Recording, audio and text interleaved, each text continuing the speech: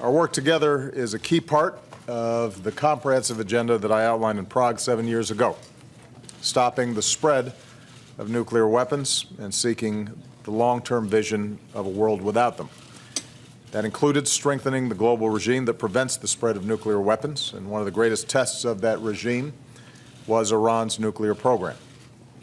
After nearly 2 years of intensive negotiations, backed by strong sanctions, the countries represented in this room achieved what decades of animosity and rhetoric did not: a long-term deal that closes off every possible path to building a nuclear weapon and subjects Iran to the most comprehensive nuclear inspections ever negotiated.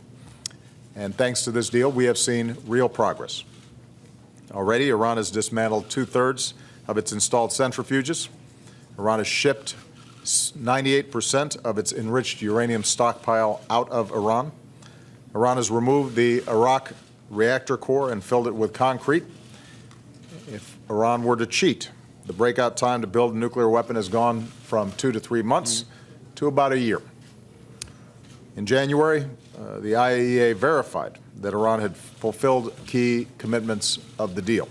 Now, I think it's important to note that this deal does not resolve all of our differences with Iran, including destabilizing activities in the region. Except for limited exceptions, the U.S. trade embargo on Iran remains in place.